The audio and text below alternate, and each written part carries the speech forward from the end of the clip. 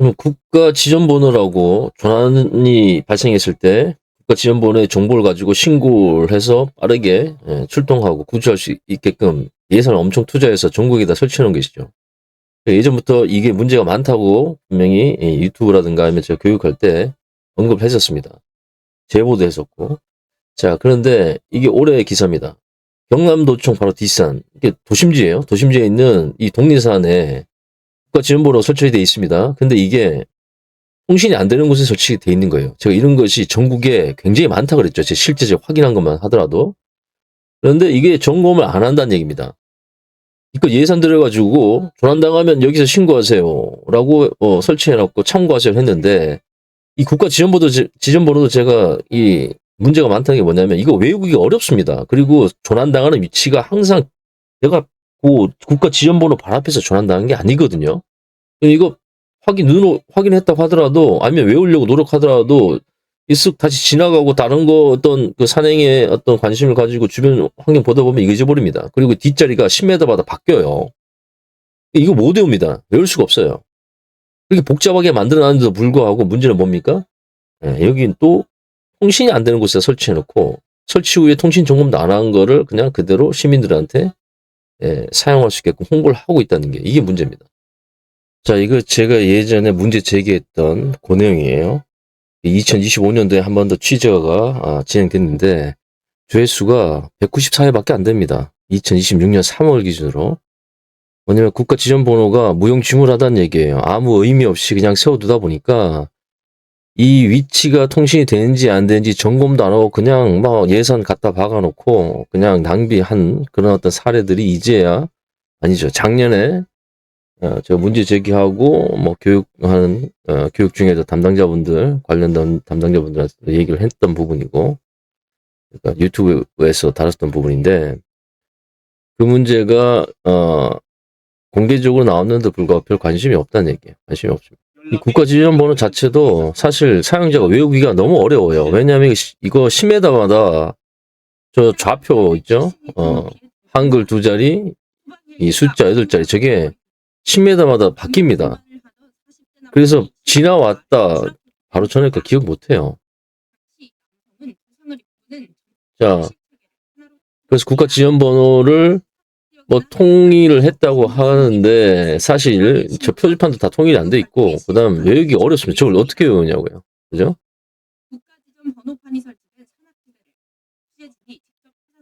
취재진이 특정 지역을 지금 가서 체크를 해봤습니다. 제가 발견한 것도 6개가 넘어요. 통신 안 되는 곳이.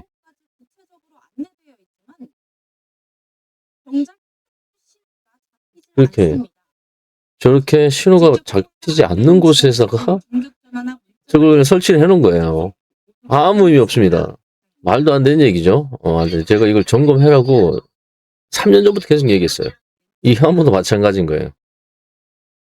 마인드가 이런 거야.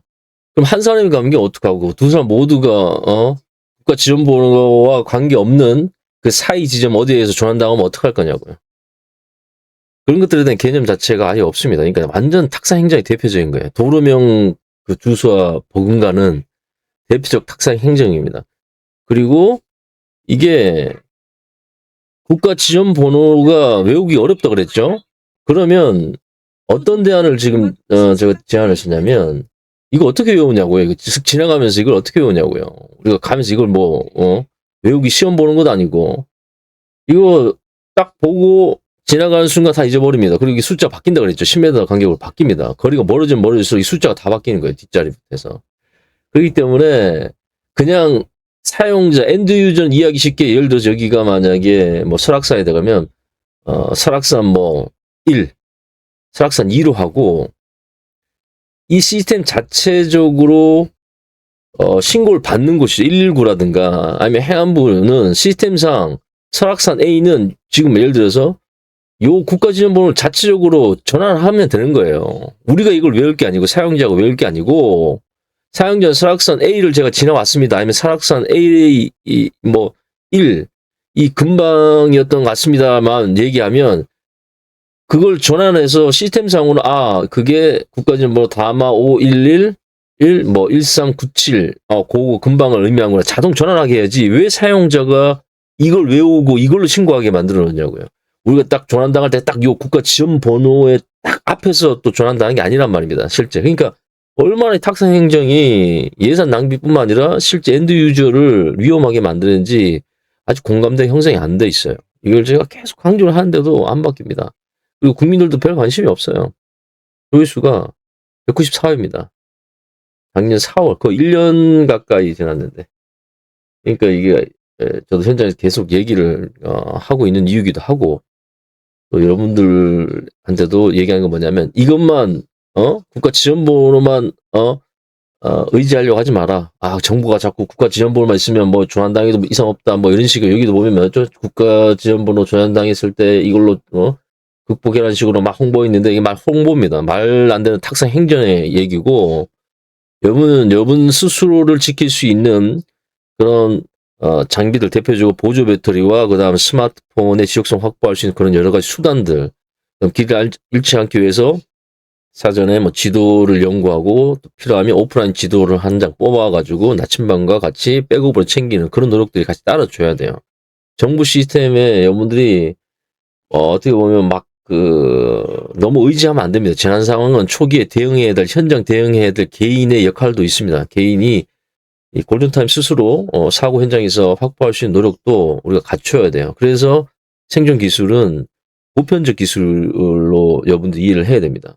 한 해변에서 배가 뒤집히는 자, 요 사고는 배가 전복돼서 익수 사고가 진행됐는데 119와 해경이 제대로 조치를 취하지 않은 거예요. 이때 현장 71살 이모 씨 구명조끼 이 거의 해변까지 또는 방파제까지 거의 다 오셨어요. 이 씨가 방파제에 다다랐습니다.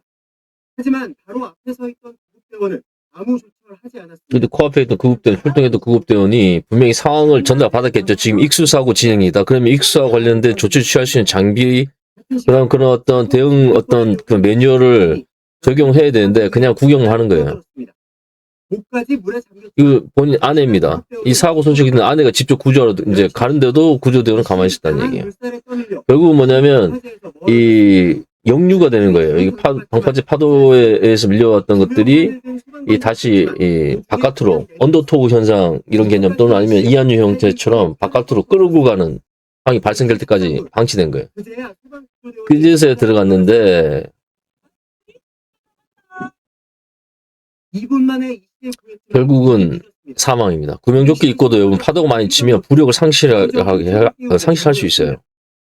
그래서 검증된 구명조끼를 입어라. 스포츠형 구명복 A형을 입는 걸 추천을 하고 또 선박형은 선박형 구명복을 입어야 되는데 어쨌거나 중요한 건 뭐냐면 상황이 발생했을 때 국가 시스템 자체가 그렇게 체계적이거나 뛰어나지 않다는 얘기예요. 그러면 현장에 대응할 수 있는 기본적인 개인들의 대응 장비, 생존 기술은 굉장히 유용합니다. 그러니까 국가 시스템 자체에 너무 의존하지 마라. 생각보다 우리나라가 굉장히 그런 부분에서 취약하다. 물론 모든 분들이 저렇게 무책임하고 실력이 부족한 건 아닐 거예요.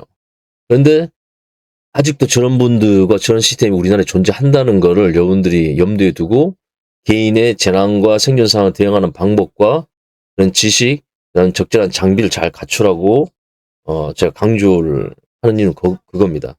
생각보다 우리나라 재난 대응 시스템이 그렇게 뛰어나지 않다. 우리 부천 호텔에서도 에어매트 뛰어냈다 두 분이 돌아가셨잖아요. 그 뒤로 18년 사용하던 그 에어매트가 다 바뀝니다. 매뉴얼도 다 그제서야 바뀌는 거예요. 그러니까 우리가 실제적으로 재난 상황에서 현장에 골든타임 확보할 수 있는 개인의 생존 어떤 기술과 장비를 잘 갖춰 놓아라. 그리고 구조 시스템이 제대로 작동할 때까지 시간이 필요하고 준비가 필요한데 그게 너무 의존하지 말고 스스로 대응할 수 있는 방법을 찾아내야 된다.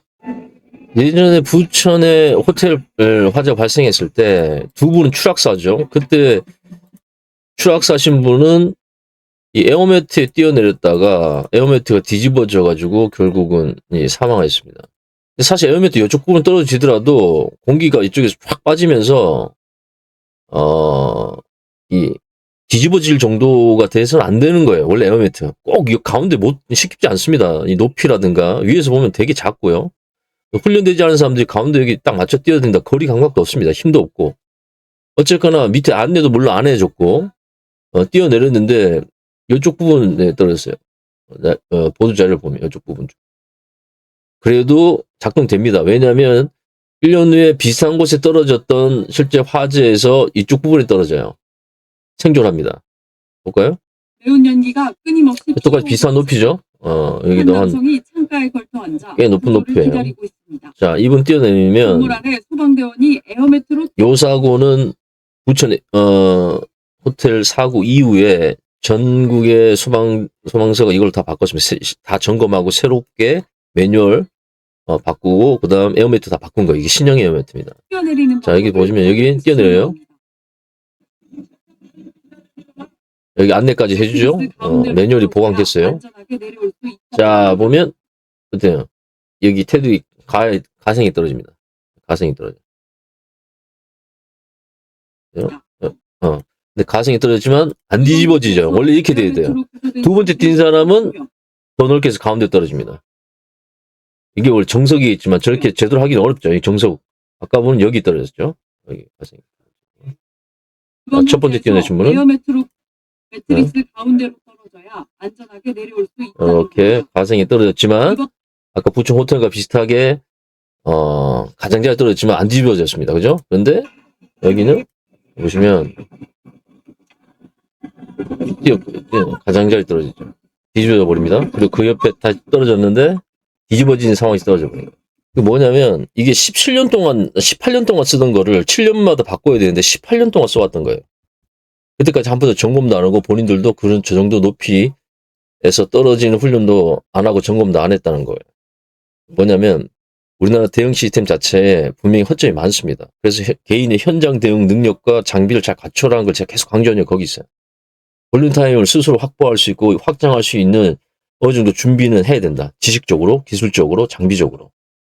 그리고 화재 대비 가정용 방독면은 검증된 거 사야 됩니다. 미리 추천드립니다. 딱 하나예요.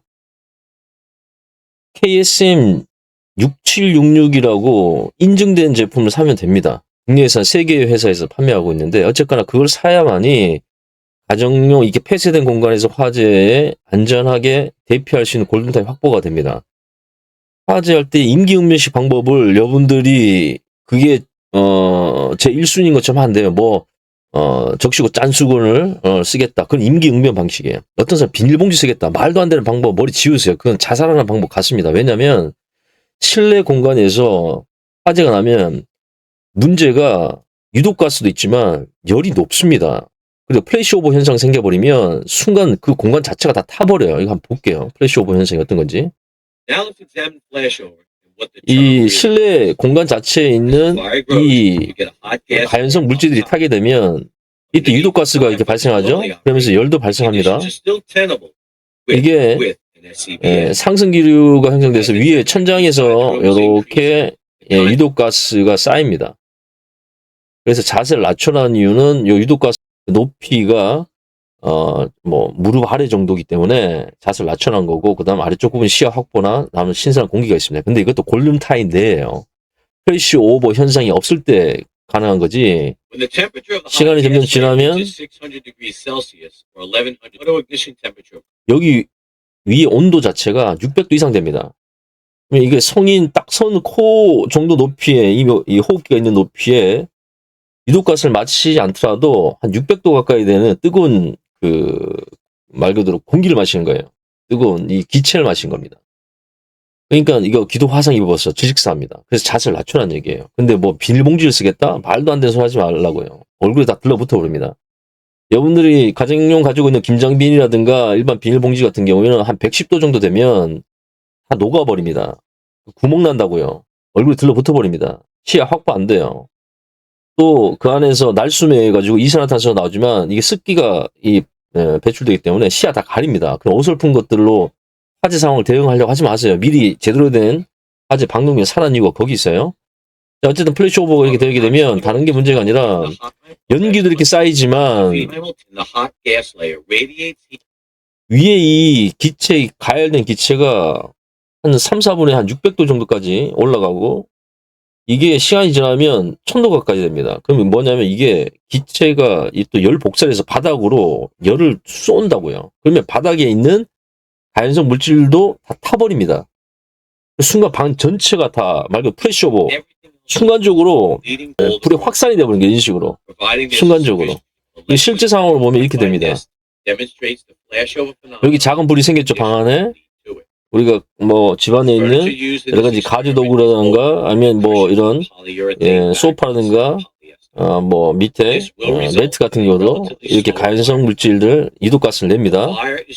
여기 일산화탄소도 나오고 시아나수소 뭐 염화수도 있지만 이 자체도 기체가 굉장히 가열된다는 것도 여러분들이 염두에 둬야 돼요. 뜨거운 공기에 노출된다. 시간이 점점 지나면 보다시피 유독가스들 특히 대부분이 초창기에 나온 거는 일산화탄소랑 시아나수소입니다. 이거 한 모금만 마셔도 여러분 의식 불명돼요. 각각의 마신 것들 여기에 농도로 따진다 그러면 그냥 버틸만한 정도입니다. 근데 중요한 거는 이 화재 시에 발생되는 유독가스는 이게 폭탄주 효과가 있어요. 왜냐면 1-1이 2가 아니고 1-1이 한 7, 8 효과를 가져버립니다. 역시너지가 돼버려요. 안 좋은 쪽으로. 그래서 한 모금만 마셔도 화재에서는 위험합니다. 그래서 애초 화재 발생에 사용될 수 있는 마스크는 제대로 된 일산화탄소도 걸러내고 그다음 수용성 유독가스 걸러낼 수 있는 검증된 거 사야 돼요. 그래봐야 뭐 6만 원밖에 안 되니까 그게 가정에 비치돼 있어야 됩니다. 야외 아니면 뭐 일상생활에는 너무 그게 부피가 크니까 뭐 숨수건 정도도 일산화탄소는 못 거르지만 그래도 그 이 시너지 효과, 역시너지 효과를 낮출 수 있도록 수용성 유독가스만 일단 걸으면서 이동하면서 대피하면서 피하더라도 그래도 생존 확률이 높아요. 하지만 중요한 거는 가정용은 내가 그 안에서 화재를 인지한 시간이 늦습니다. 그래서 이미 내가 탈출할 때 골든타임이 통상 2분이고 그다음 그래도 적정 타임이 3분인데 3분 내에 화재 인지한 경우가 거의 없단 말입니다. 왜냐면 자고 있거나 다른 거 하다가 불이 계속 이미 이 정도 진행돼 버리게 되면 그때 여러분들이 대응할 수 있는 실제 수단이 전적으로 제한돼요. 자, 보시면 위에 연기 이 기체가 쌓이죠. 근데 이 기체가 유독가스긴 하지만 뭐도 가지고 있다고요? 뜨거운 열을 갖고 있어요. 2분 내엔 600, 3, 4분 뭐 지나가게 되면 거의 뭐 1000도까지도 올라갈 수 있습니다. 그 구조에 따라 좀 다르긴 하지만 안에 내장돼 이 안에 있는 연료들의 어떤 종류도 양에 좀 차이도 있겠지만 잘 보시면 이제 위에서 기체가 쌓이기 시작하면 아래로 내려오기도 하지만 여기 열도 열복사하면서 밑에 여기 지금 이 가연성 지금 휴지 신문지입니다. 신문지에 연기가 나죠. 불이 여기로 직접적으로 전달되지 않았지만 위에 있는 이 기체 자체가 가지고 있는 뜨거운 열에 의해서 밑에 이 신문지가 지금 가열되고 있어요. 불 붙어버린 거예요. 그러면서 동시에 이제 뭡니까 인계치 넘어가면서 프레시오버 현상 이 전체를 다 불 확산으로 다 태워버립니다. 공간 자체를. 이때 늦어요. 이 정도 되면 전문 소방대원들의 그 방염 장비 그러니까 이 방화복조차도 버틸 수 있는 게 몇 초밖에 안 된답니다. 그 정도로 여기에 노출되면 끝이에요.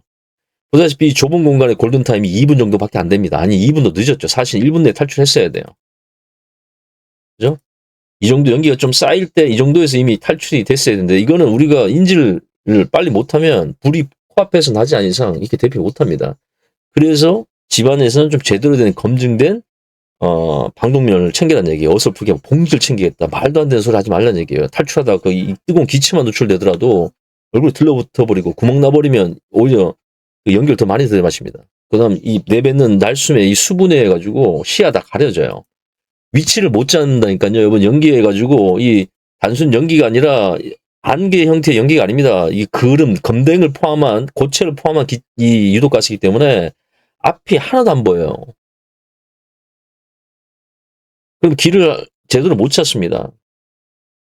자기 집인데도 방향 감각을 잊어버릴 수 있어요. 그다음 자세를 낮추지 않으면 이 뜨거운 이 기체의 온도와 그다음 이 튀는 이 열기에 그냥 다 이 얼굴 노출이에요.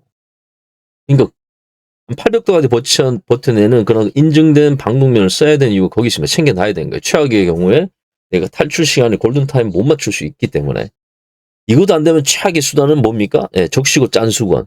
적시고 짜야만이 이게 호흡이 가능한 수준이 되는 거고 수용성 유독가스도 걸러집니다. 일산화탄소는 안 걸러지더라도 그래도 이 유입되는 속도를 낮추기 때문에 약간 농도를 좀 덜 들어오게 하는 그런 효과는 있습니다. 이게 아예 제거는 못해요. 일산화탄소 물이 녹지 않기 때문에. 하지만 이게 각각에 들어 마셨을 때와 개별적으로 들어 마실 때 이게 효과가 아까 다르다 그랬죠? 혼합된 기체라면 800ppm의 단독의 일산화탄소를 마시면 그래도 버틸만 합니다. 근데 이게 아까 화재시 발생될 수 있는 여러 가지 수용성 유독가스랑 같이 혼합돼서 들어 마시면 한 모금이면 그냥 각각의 그 안 좋은 그 효과들, 일산화탄소 같은 경우에는 거의 헤모글로빈 결합 못하게 하잖아요. 산소, 가뜩이나 산소도 부족한데 들어 마신 산소 결합이 안 되게 막아버리죠. 거기다가 대표적으로 시아나수, 즉 청산가리 같은 경우에는 이건 애초 세포 활동 자체를 멈추게 합니다. 그러니까 정신적, 육체적 마비를 일으켜버린다고요. 각각은 그래도 좀 버틸만 하지만 실제 화재 현장에는 이게 칵테일처럼 이게 폭탄처럼 섞여버리기 때문에 따로 마시고 싶다 안 되는 거예요. 근데 그 중에 일산화탄소는 좀 못 걸르더라도 수용성 그 유독가스, 청산가리라든가 아니면 뭐 염화수소, 염산 같은 것만 이렇게 좀 적시고 짠 수건으로 걸러지더라도 탈출할 수 있는 골든타임을 좀 확보합니다. 그러니까 적시고 짠 수건은 임기응변식의 마지막 수단이에요. 비닐봉지가 아니고. 그러니까 이런 것들을 우리가 언제 염두에 두되 최선의 선택을 해두고 재난 대응 준비를 하라는 얘기입니다. 말도 안 되는 임기응변식 방법을 최우선으로 두지 말라는 얘기예요. 준비할 시간이 있잖아 우리가.